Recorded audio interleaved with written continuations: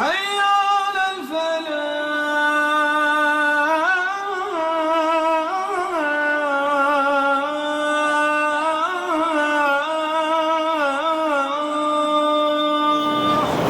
بسم اللہ الرحمن الرحیم. سورہ مریم کا 5واں رکوع.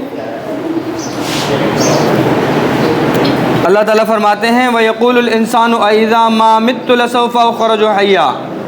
اس میں تھوڑی سی سختی ہے. یہ آخر کے 2 رکوع جو ہیں یہ پڑھنے میں بھی بہت اسپیڈی چلتے ہیں اور مختصراً بہت سارے مضامین اس کے اندر آتے ہیں. کہتے ہیں اور کافر انسان یہ کہتا ہے کہ جب میں مر چکا ہوں گا تو کیا واقعی اس وقت مجھے زندہ کر کے نکالا جائے گا؟ جب میں مر چکا ہوں گا تو کیا واقعی مجھے زندہ کر کے نکالا جائے گا؟ اچھا، اس طرح کے جو مفہوم ہیں وہ قرآن میں متعدد جگہ پہ موجود ہیں.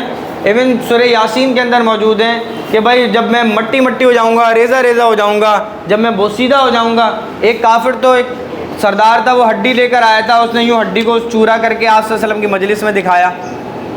اس نے کہا کہ کیا اس ہڈی کے اندر بھی دوبارہ جان ڈالی جائے گی؟ تو اللہ تعالیٰ نے ہمیشہ اس کا جواب یہی دیا ہے کہ بھائی تمہیں پہلی مرتبہ پیدا کرنا زیادہ مشکل کام تھا یا دوسری مرتبہ انہی اسکیچز کے اوپر، اسی اسٹرکچر کے اوپر دوبارہ کسی چیز کو ڈرا کرنا مشکل کام ہے؟ اصل مشکل تو یہ ہے کہ پہلی مرتبہ بغیر آئیڈیا کے، بغیر کسی فاؤنڈیشن کے، بغیر کسی اسٹرکچر کے، بغیر کسی میپ کے کسی چیز کو ڈیزائن کیا جائے. تو جو پہلی مرتبہ آپ کو ڈیزائن کر سکتا ہے اس کے لیے انہی ہڈیوں میں سے، انہی ذرات میں سے، انہی لوتھڑوں میں سے دوسری مرتبہ نکال کے آپ کو اس اسٹرکچر پر ڈیزائن کرنا کون سا مشکل کام ہے؟ تو اللہ تعالیٰ جواب دیتے ہیں اولا یذکر الانسان انا خلقناہ من قبل ولم یک شیئا. کیا اس انسان کو یہ بات یاد نہیں آتی کہ ہم نے اسے شروع میں اس وقت پیدا کیا تھا جب وہ کچھ بھی نہیں تھا؟ فَوَرَبِّكَ لَنَحْشُرَنَّهُمْ وَالشَّيَاطِينَ ثُمَّ لَنُحْضِرَنَّهُمْ حَوْلَ جَهَنَّمَ جِثِيًّا. کہتے ہیں تو قسم ہے تمہارے پروردگار کی، ہم ان کو کس کو؟ تمام انسانوں کی بات ہو رہی ہے عموماً، اور خصوصاً ان کافروں کی بات ہو رہی ہے جو اس طرح کے سوال کرتے تھے. کہتے ہیں ہم ان کو اور ان کے ساتھ سارے شیطانوں کو ضرور اکٹھا کریں گے. ان کے ساتھ سارے شیطانوں کو. یہ بات یاد رکھیے گا کہ انسان جب پیدا ہوتا ہے نا تو اس کے ساتھ شیطان اپنا ایک چیلا چھوڑ دیتا ہے، اس کے ساتھ اپنا ایک یونٹ لگا دیتا ہے. اس یونٹ کا کام، اس چھوٹے شیطان کا کام یہ ہوتا ہے کہ وہ انسان کے بڑے ہونے کے ساتھ ساتھ اس کی عمر بھی بڑی ہوتی رہتی ہے اور وہ اس انسان کو بہکانے کی ذمہ داری اس کی ہوتی ہے. تمام آئیڈیاز اوپر سے اس بندے کے دماغ میں ٹرانسفر کرنا اس شیطان کی ذمہ داری ہوتی ہے جو کسی بھی شخص کے پیدا ہونے کے ساتھ ساتھ اس کو الاٹ کر دیا جاتا ہے. اس میں گھبرانے کی بات نہیں ہے. کیونکہ ایک طرف شیطان اور اس کی تنظیم اپنا کام کر رہی ہوتی ہے، دوسری طرف رحمان کی فوج ہے. ایک فرشتہ بھی مسلمان کی پیدائش کے ساتھ اس کے ساتھ الاٹ کر دیا جاتا ہے. آپ نے دیکھا ہوگا، اکثر نوٹ کیا ہوگا کہ آپ کسی خراب کام کو کرتے کرتے رک جاتے ہیں. آپ برا کام کوئی کر رہے ہیں اور رک جاتے ہیں، آپ کے دل میں خوف خدا آ جاتا ہے، جھرجھری آتی ہے. یا آپ کسی اچھے کام پہ نارمل بیٹھے ہوئے جا رہے ہیں کہیں سے، کسی اچھے کام کے اوپر موٹیویٹ ہو جاتے ہیں، 10 دفعہ گاڑی آگے نکل جاتی ہے، پھر خیال آتا ہے گھما کے لاتے ہیں، کسی کو لفٹ دے دیتے ہیں، کسی فقیر کی مدد کر دیتے ہیں، اور کوئی دوسرا پتھر پڑا ہوا ہے رستے میں پیچھے سے گھوم کے آتے ہیں، پتھر ہٹا دیتے ہیں. خواتین اپنے حساب سے دوسرے کام کرتی ہیں.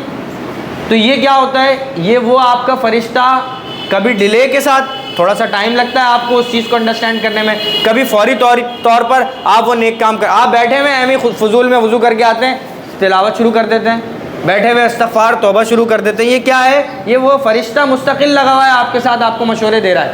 اچھے مشورے بہت آتے ہیں، 100 آتے ہیں، اس میں سے ایک پہ آپ عمل کر لیتے ہیں. گندے مشورے 100 آتے ہیں، اس میں سے 10-20 پر آپ عمل کر لیتے ہیں.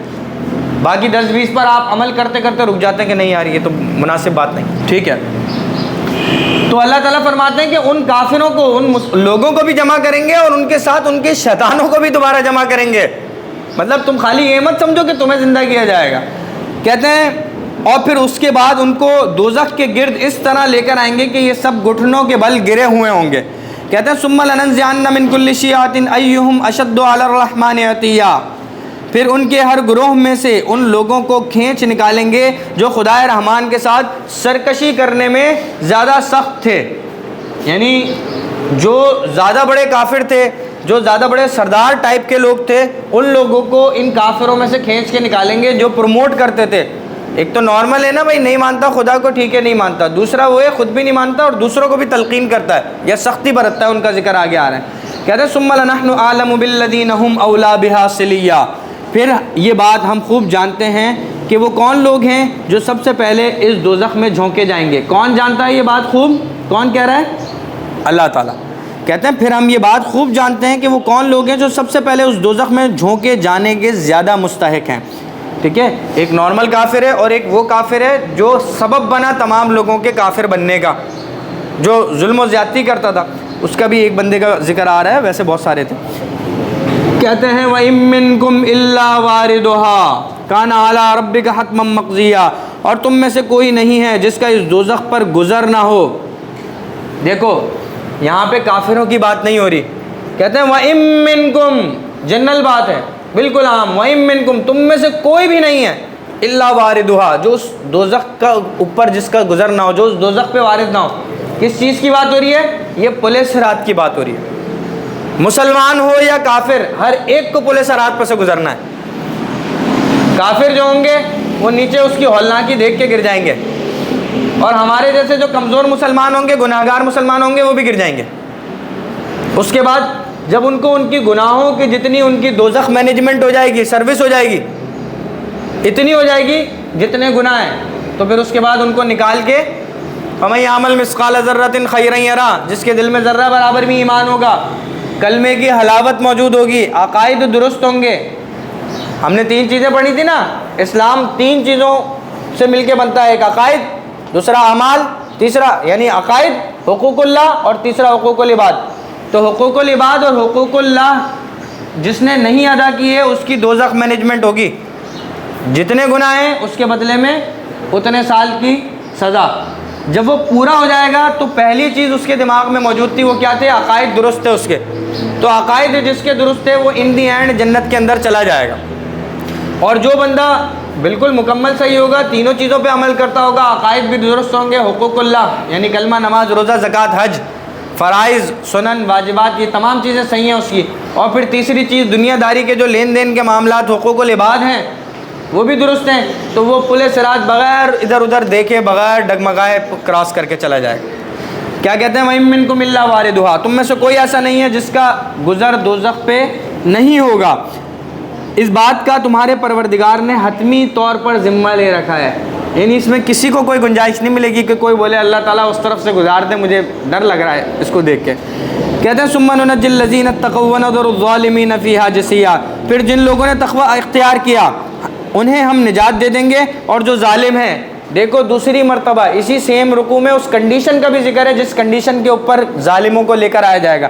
اور جو ظالم ہیں انہیں اس حالت میں چھوڑیں گے کہ وہ اس دوزخ میں گھٹنوں کے بل پڑے ہوں گے. جسیہ کا لفظ ہے یہ. جسیہ کا لفظ ابھی 5-6 آیتیں پیچھے بھی گزرا ہے. اور جاسیہ کے نام سے ایک پوری سورت موجود ہے 25ویں سپارے کی آخری سورت. اس کا مطلب ہی یہ ہے کہ جو جہنمیوں کو گھٹنوں کے بل گرایا جائے گا. اچھا، یہ گھٹنوں کے بل، ایک تو سزا دینی مطلوب ہوتی ہے اور ایک بے عزت کر کے سزا دینی مقصود ہوتی ہے. تو گھٹنوں کے بل گرانا اس ایکٹ کی نشاندہی ہے کہ ان کو بے عزت کر کے ڈالا جائے گا. کسی کو قیدی بنایا جاتا ہے، کسی کو غلام بنایا جاتا ہے، تو اس کو یہی ہوتا ہے نا، پیچھے کھڑے ہوتے ہیں، ہاتھ پیچھے باندھتے ہیں، ان کے پاؤں مارتے ہیں، زمین پہ گھٹنوں کے بل آ کے گر جاتے ہیں. اس کا مطلب اس کو بے عزت کرنا بھی مقصود ہے. آ رہی ہے بات سمجھ میں؟ اللہ تعالیٰ ہم سب کو اپنی حفظ و امان میں رکھے. بھائی آگے کہتے ہیں وَإِذَا تُتْلَىٰ عَلَيْهِمْ آيَاتُنَا، وجوہات کیا ہوں گی؟ اور جب ان کے سامنے ہماری کھلی آیتیں تلاوت کی جاتی تھیں تو کافر لوگ مومنوں سے کہتے تھے، جب آیتیں تلاوت کی جاتی تھیں تو کافر لوگ مومنوں سے کہتے تھے کہ بتاؤ ہم دونوں فریقوں میں سے کس کا مقام زیادہ بہتر ہے اور کس کی مجلس زیادہ اچھی ہے. یعنی وہ اپنی مجلسوں کو، گانے بجانے کی مجلسوں کو، اپنی الٹی اونٹ پٹانگ حرکتوں کی مجلسوں کو آپ صلی اللہ علیہ وسلم کی قرآن کی مجلس سے زیادہ بہتر سمجھتے تھے.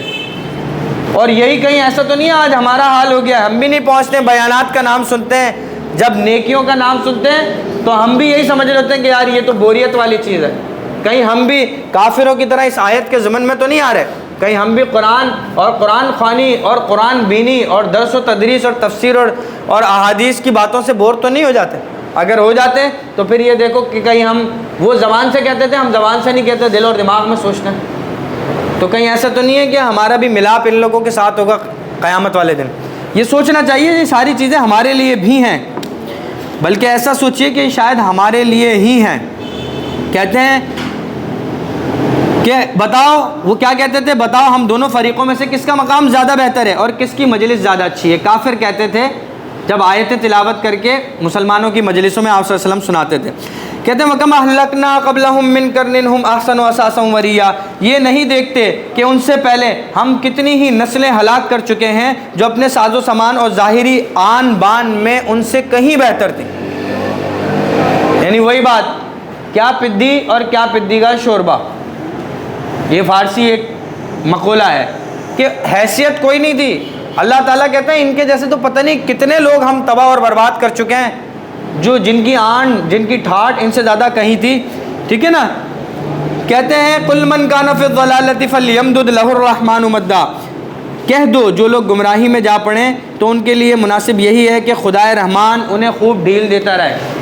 دیکھو اللہ تعالیٰ اگر پکڑ نہیں کرتے تو اس میں بھی اللہ کی مصلحت ہوتی ہے، اس میں یہ نہیں ہوتا کہ ہم کوئی کمال کے ہیں۔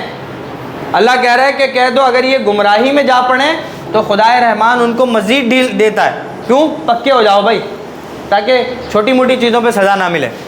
بڑی جہنم بھی تو تیار اللہ تعالیٰ نے کی ہے نا، اور اللہ تعالیٰ نے قرآن میں 2-3 مقامات پر اس کا بھی تذکرہ کیا، لَأَمْلَأَنَّ جَهَنَّمَ مِنَ الْجِنِّ وَلَكِنْ حَقَّ الْقَوْلُ مِنِّي، کہ میرا قول حق ہے۔ یہ کسی اور جگہ کی آیت بتا رہا ہوں، سورہ سجدہ حامیم سجدہ کی 21 سے بارے میں، وَلَكِنْ حَقَّ الْقَوْلُ مِنِّي، کہ میرا قول سچا ہے، حق ہے۔ لَأَمْلَأَنَّ جَهَنَّمَ مِنَ الْجِنَّةِ وَالنَّاسِ أَجْمَعِينَ، یہ سختی ہے، یہ غصہ ہے اللہ کا، کہ باوجود اس کے کہ اللہ 70 بھاؤں سے زیادہ محبت کرتا ہے، لیکن جو جہنم بنائی ہے وہ بھی تو تمہیں لوگوں کے لیے بنائی ہے۔ تو یہ مت سوچنا کہ 70 ماؤں سے محبت کرتا ہے، ماں چھوڑ دیتی ہے تو خدا بھی چھوڑ دے گا، نہیں بھائی، وہ اتنا ہی غضب والا بھی ہے، جبار بھی ہے، قہار بھی ہے، خالی رحمان اور رحیم نہیں ہے، جبار اور قہار ہونا بھی اس کی صفت ہے۔ آگے کہتے ہیں خوب ڈھیل دیتا رہے یہاں تک کہ جب یہ لوگ وہ چیز خود دیکھ لیں گے جس سے انہیں ڈرایا جا رہا ہے، قیامت کی ہولناکی کی بات ہے، چاہے وہ اس دنیا کا عذاب ہو یا قیامت کا، تو اس وقت انہیں پتہ چلے گا کہ بدترین مقام کس کا تھا اور لشکر گروہ اس کا زیادہ کمزور تھا، ٹھیک ہے۔ وَيَزِيدُ اللَّهُ الَّذِينَ اهْتَدَوْا هُدًى، اور جن لوگوں نے سیدھا رستہ اختیار کر لیا اللہ ان کو ہدایت میں اور ترقی دیتا ہے۔ پیچھے دشمنوں کی بات ہو گئی، اب اللہ کے دوستوں کی بات ہو رہی ہے، جنہوں نے سیدھا رستہ اختیار کر لیا اللہ تعالیٰ ان کو ہدایت میں مزید ترقی دیتا ہے۔ وَالْبَاقِيَاتُ الصَّالِحَاتُ خَيْرٌ عِندَ رَبِّكَ ثَوَابًا وَخَيْرٌ مَرَدًّا، باقی رہنے والی چیزیں کیا ہوتی ہیں پیچھے انسان کے؟ والباقیات الصالحات، نیک کام باقی رہنے والے ہوتے ہیں۔ اللہ تعالیٰ فرماتے ہیں اللہ ان کو ہدایت میں ترقی دیتا ہے، اور جو نیک عمل باقی رہنے والے ہیں ان کا بدلہ بھی تمہارے پروردگار کے ہاں بہتر ملے گا اور ان کا مجموعی انعام بھی بہتر ہوگا۔ کہتے ہیں افرأیت الذی کفر بآیاتنا، بھلا تم نے اس شخص کو بھی دیکھا ہے؟ اب یہاں پہ پھر ایک چھوٹا سا واقعہ ہے، اس کے بعد یہ آیات ختم ہو رہی ہیں، رکوع ختم ہو رہا ہے۔ کہتے ہیں بھلا تم نے اس شخص کو بھی دیکھا ہے کفر بآیاتنا، جو ہماری آیتوں سے انکار کرتا ہے، ہماری آیتوں کو نہیں مانتا۔ کفر کا مطلب ہوتا ہے انکار کرنا، چھپانا، تو کافر ایمان کو اپنے دل میں چھپاتا ہے، نہیں مانتا، اس وجہ سے اس کو کافر کہتے ہیں۔ وقال لأوتین مالا وولدا، ہماری آیتوں کو ماننے سے انکار کیا اور یہ کہا کہ مجھے مال اور اولاد آخرت، اگر تمہارے حساب سے آخرت آئی تو مجھے مال اور اولاد آخرت میں بھی ضرور ملیں گے۔ بخاری شریف میں حضرت خباب نام کے ایک صحابی تھے، ان کے حوالے سے ایک واقعہ نقل ہوتا ہے، اور وہ یہ کہ وہ حضرت خباب جو تھے وہ لوہار تھے مکہ کے اندر، تو وہاں پہ ایک سردار تھا، کافر سردار تھا، اس کا نام تھا عاص بن وائل۔ کیا نام تھا؟ عاص بن وائل نام کا ایک سردار تھا، اس نے کچھ کام وغیرہ کروایا ہوگا، کچھ بنوایا ہوگا اور قیمت ادا نہیں کی۔ جب حضرت خباب اس کے پاس قیمت طلب کرنے کے لیے گئے تو اس نے کہا کہ بھائی میں ایک شرط پہ تمہیں قیمت دے دوں گا، مکمل دوں گا، اور وہ یہ کہ تم محمد کا انکار کر کے واپس کفر میں آ جاؤ۔ اس نے کہا کہ تم دوبارہ بھی زندہ ہو، مر کے دوبارہ بھی زندہ ہو جاؤ گے نا، تب بھی تمہاری یہ بات نہیں مانوں گا، یعنی مجھے قیمت نہیں چاہیے۔ تو اس کے بدلے میں اس خباب بن وائل نے کہا کہ اچھا، مذاق اڑانے والی بات، جب میں دوبارہ مر کے زندہ ہوں گا نا تو میرے پاس تب بھی اتنا مال اور اولاد ہوگی، میں اس وقت تمہاری قیمت ادا کر دوں گا۔ یعنی مقصد کیا تھا؟ مذاق اڑانا، کہ اسلامی تعلیمات کے حساب سے بندے نے مر کے دوبارہ زندہ ہونا ہے. وہ نہیں مانتے تھے اس چیز کو کہ بندہ مر کے دوبارہ زندہ ہوگا. تو اس نے کہا اچھا چلو ٹھیک ہے, تمہارے حساب سے جب میں مر کے دوبارہ زندہ ہوں گا نا اس وقت میں قیمت ادا کر دوں گا, ابھی چھوڑ دو. مذاق اڑا رہے تھے. اللہ تعالیٰ نے اس کا تذکرہ کر دیا, افرأیت الذی کفر بآیات. آپ سوچو ان لوگوں کے ساتھ ہوگا کیا, ساری دنیا کے لیے امر ہو گئے یہ لوگ. کوئی اس طرح کا انسیڈنٹ کر دیا, اللہ تعالیٰ نے ایک آیت جواب میں نازل کر دی, جیسے تبت یدا ابی لہب وتب. جب تک قیامت آئے گی تب تک ایک ایک اسلام کے بچے کو پتہ ہوگا کہ ابو لہب مردود نے جو ہے نا وہ کس طرح کی بات کی تھی آپ صلی اللہ علیہ وسلم کے لیے, گالی دی تھی ابو لہب نے. یہ عرب کے گالی دینے کا انداز ہے کہ تیرے ہاتھ ہلاک ہو جائیں. اللہ تعالیٰ نے انہی الفاظوں کے ساتھ ابو لہب نے, جب کل لاسٹ رکوع میں آپ کو میں نے بتایا تھا کہ آپ صلی اللہ علیہ وسلم نے کوہ صفا کے اوپر سب کو جمع کیا تھا, آواز لگائی تھی یا صفاہا. یہ ان کا طریقہ تھا ایمرجنسی مینجمنٹ کا, کہ پیچھے کوئی فوج آ رہی ہے, کوئی قافلہ آ رہا ہے, کوئی ضروری بات کرنی ہے, تو ایک بندہ کوہ صفا پہ چڑھتا تھا اور آواز لگاتا تھا یا صفاہا. تو آپ صلی اللہ علیہ وسلم کے اوپر جب پہلی مرتبہ ریویلیشن ہوا, یعنی وحی نازل ہوئی, تو آپ صلی اللہ علیہ وسلم نے یہ طریقہ کار اپنایا تھا. تو سب لوگ جمع ہو گئے. پھر آپ صلی اللہ علیہ وسلم نے اپنا مدعا بیان کیا, وہ کیا, قولوا لا الہ الا اللہ تفلحون. لا الہ الا اللہ پڑھ لو, فلاح پا جاؤ گے, کامیاب ہو جاؤ گے, دنیا آخرت کی سرداری تمہارے نصیب میں مل. تو ابو جہل دیکھو, اب اس کے بعد میں ایک شعر بھی سناتا ہوں. ابو جہل نہیں, ابو لہب باوجود اس کے کہ وہ آپ صلی اللہ علیہ وسلم کا چچا تھا, اور یہی وہ آدمی تھا کہ جس نے سب سے پہلے سیلیبریٹ کیا تھا آپ صلی اللہ علیہ وسلم کی پیدائش کو. آپ کو پتہ ہے سب سے پہلا بندہ ابو لہب تھا جس نے آپ صلی اللہ علیہ وسلم کی ولادت کی خبر دینے والی جو ان کی نوکرانی, جو باندی, جو غلام عورت تھی, اس کا نام سویبہ تھا. سویبہ نام تھا. جب اس نے آ کے خبر دی کہ آپ کے بھائی عبداللہ کے یہاں بیٹا ہوا ہے, پیارا سا بیٹا ہوا ہے, تو اس نے کہا بھائی تم آزاد ہو میری طرف سے. سب سے پہلی خوشی اس نے منائی تھی محمد صلی اللہ علیہ وسلم کی پیدائش کی. اور جب آپ صلی اللہ علیہ وسلم کو سپورٹ کی ضرورت پڑی, آپ صلی اللہ علیہ وسلم نے اناؤنسمنٹ کی قولوا لا الہ الا اللہ تفلحون, تو یہ بندہ تھا جو گالی دینے والا تھا, بجائے اس کے کہ اپنا تھا سپورٹ کرتا. اس نے کہا تبن لگا, تیرے ہاتھ ہلاک ہو جائیں, تو برباد ہو جائے. علی حاضہ جماعتنا, کیا اس وجہ سے تو نے ہمیں یہاں جمع کیا تھا, سارے کام دھندے چھوڑ کے ہم یہاں جمع ہوئے تھے. اب سوچو سب سے پہلا جھٹکا آپ صلی اللہ علیہ وسلم کو جو لگا ہوگا نا, آپ صلی اللہ علیہ وسلم کے آپ کے اپنے بڑوں نے آپ صلی اللہ علیہ وسلم کو دھتکار دیا. دھتکار دیا کا مطلب سارے لوگوں کے سامنے انسلٹ ہو گئی. تو جب اپنے لوگ سپورٹ کے اندر نہیں کھڑے ہوتے نا تو بندہ پیچھے سے کمزور ہو جاتا ہے. دیکھو دشمن جو ہوتا ہے نا اس سے یہ ایکسپیکٹ کیا جاتا ہے کہ وہ ہمارے ساتھ سین کرے گا. جو اپنے ہوتے ہیں نا ان کے دیے ہوئے دکھ, ان کے دیے ہوئے غم زیادہ پیٹ میں چھرے کی طرح, گھونپے ہوئے چھرے کی طرح فیل ہوتے ہیں. وہ شعر کیا تھا, وہ شعر تھا, دیکھا جو تیر کھا کے کمی گاہ کی طرف, اپنے ہی دوستوں سے ملاقات ہو گئی. آ رہی ہے بات سمجھ میں؟ یعنی جب ہم نے یہ دیکھا کہ ہمیں نقصان پہنچانے والا کون ہے, تو وہ کون لوگ ہیں, وہ وہی لوگ ہیں جن کے اوپر ہم تکیہ کیے ہوئے ہیں, جن کے بھروسے ہم سارے کام زندگی بھر میں کرتے ہیں. آ رہی ہے بیٹا بات سمجھ میں؟ تو وہ بھی امر ہو گیا. اسی طرح یہ عاص بن وائل بھی قرآن کے اس آیت سے امر ہو گیا برے کاموں کے اندر. تو اللہ تعالیٰ کہتے ہیں جس نے کبھی ہماری آیتوں کو ماننے سے انکار کیا, یعنی تم اس شخص کو بھی دیکھتے ہو جس نے ہماری آیتوں کو ماننے سے انکار کیا اور یہ کہا کہ مجھے مال اور اولاد آخرت میں بھی ضرور ملیں گے. اطلع الغیب ام اتخذ عند الرحمن عہدا, کیا اس نے عالم غیب میں جھانک کر دیکھا ہے یا اس نے خدائے رحمان سے کوئی عہد لے رکھا ہے کہ اس کو یہی مال و دولت آخرت میں بھی ملیں گے؟ نہیں. کہتا ہے کلا سنکتب ما یقول ونمد له من العذاب مدا, ہرگز نہیں, جو کچھ یہ کہہ رہا ہے ہم اسے بھی لکھ کر رکھیں گے. یعنی اس کا بدلہ پائی پائی کا بدلہ چکایا جائے گا. جو تانے, جو مذاق, جو ساری چیزیں کرتے ہیں نا کافر, کہنا جو کچھ یہ کہہ رہا ہے وَنَمُدُّ لَهُ, لکھ کر رکھیں گے, مِنَ الْعَذَابِ مَدًّا, اور اس کے بدلے میں اس کے عذاب میں مزید اضافہ کریں گے. یعنی ایک تو نارمل کافر ہوگا اور دوسرا اس طرح کا کافر جو زخموں پہ نمک بھی چھڑکتا ہے, جو سزائیں بھی دیتا ہے, مسلمان ہونے والوں کو کنورٹ کرنے کی بھی کوشش کرتا ہے, ٹھیک ہے نا, ان کو مزید عذاب میں اضافہ بھی ہوگا. کافر لوگوں نے جو کمزور مسلمان تھے, کمزور کا مطلب فائنینشلی کمزور مسلمان تھے, جیسے غلام تھے, حضرت بلال ٹائپ کے لوگ جو تھے, ان کو جو کافروں کے بڑے سردار تھے نا, وہ آ کے پٹاتے تھے. کس طرح کہ بھائی اول تو دوبارہ زندگی نہیں ہے, لیکن پھر بھی اگر دوبارہ زندگی ہوئی نا تو تمہارے رب سے ہم سفارش کر دیں گے کہ بھائی ہم نے ان کو واپس بلایا تھا, تو ہمیں دگنا عذاب دے دو، ان کو چھوڑ دو۔ سورہ عنکبوت میں اللہ تعالیٰ اس چیز کی بھی نفی کرتے ہیں سختی کے ساتھ کہ کسی کو کسی دوسرے کے بدلے کا عذاب نہیں ملے گا، میں نے جو غلطیاں کی ہوں گی مجھے ضرور ملے گا اس کا عذاب، جس نے بہکایا ہوگا اس کو ڈبل ملے گا، لیکن اس کو ڈبل ملنے کا یہ مطلب نہیں ہے کہ میں اس سے بری ذمہ ہو جاؤں گا۔ آگے کہتے ہیں وَنَرِثُهُ مَا يَقُولُ وَيَأْتِينَا فَرْدًا، اور جس مال اور اولاد کا یہ حوالہ دے رہا ہے اس کے وارث ہم ہوں گے، یعنی جو دیگر لوگ، جو دیگر مال ابھی دنیا میں اس کے پاس ہے، اس کے وارث وہ سب اللہ کی ملکیت ہے، کیونکہ پوری زمین، پوری کائنات اللہ کی ہے، اور یہ ہمارے پاس تنہا آئے گا۔ یہ خاص طور پہ عاص بن وائل کی بات ہو رہی ہے اور عام طور پہ ہم سب کی بات ہو رہی ہے۔ کیوں؟ کیونکہ سورہ عبس کے اندر وہ جو آیات ہیں جو میں اکثر تلاوت کر کے آپ کو بتاتا ہوں جب بھی قیامت کا تذکرہ ہوتا ہے، اس کے حساب سے ہم سب کو تنہا جانا ہے۔ وہ آیت کیا ہے؟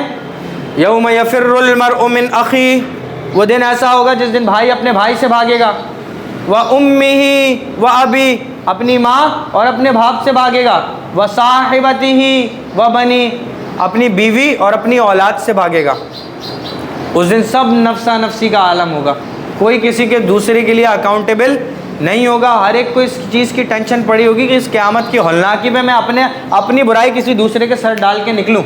کیوں بھاگ رہے ہوں گے؟ اسی لیے بھاگ رہے ہوں گے کہ کہیں ان کے حقوق میں کوتاہی دنیا میں نہیں کی ہو، جس کے بدلے میں جو گنی چنی نیکیاں ہم لے کر آئے ہوں وہ بھی ہماری نکل کے اماں کے اکاؤنٹ میں، ابا کے اکاؤنٹ میں، بیوی بچوں کے اکاؤنٹ میں نہ چلی جائیں، بھائی کے اکاؤنٹ میں نہ چلے۔ یہ 5 وہ رشتے ہیں کہ جن کے دم پہ انسان دنیا کے اندر ساری بدماشیاں کر رہا ہوتا ہے، اچھے برے تمام کام جن کے لیے کر رہا ہوتا ہے، جن کے لیے حرام کما رہا ہوتا ہے، جن کے لیے جھوٹ بول رہا ہوتا ہے ساری زندگی۔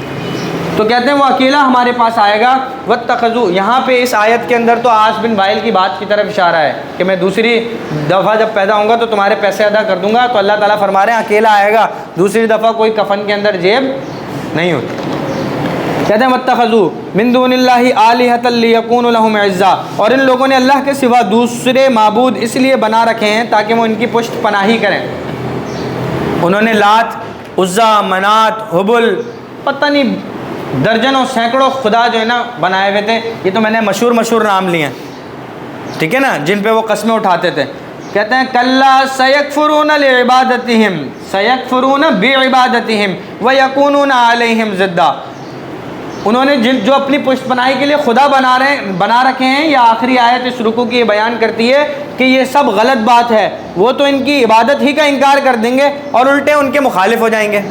یعنی وہ بت جب وہاں پہ پیش کیے جائیں گے نا کہ بھائی یہ لات تھا تمہارا، یہ منات تھا، یہ عزا تھا، یہ حبل تھا، یہ لو یہ تھے نا جن کی بلبوتے پہ تم کھڑے ہوتے تھے کہ یہ ہماری پشت پناہی کریں گے، وہ بت ان کو پہچاننے سے انکار کر دیں گے۔ کیوں؟ کیونکہ ان کو دنیا میں اس عبادت کا پتہ ہی نہیں چلتا، وہ تو پتھر ہے، وہ تو لکڑی ہے، وہ پلاسٹک ہے، وہ اور کسی چیز کا مجموعہ ہے۔ آ رہی ہے بات سمجھ میں؟ تو اللہ تعالیٰ بالکل کلیئر اسٹیٹمنٹ کے ساتھ، یہاں پہ دیکھو چھوٹے لیکن فرم اسٹیٹمنٹ ہیں، پکے اسٹیٹمنٹ ہیں، کسی چیز کی گنجائش چھوڑے بغیر۔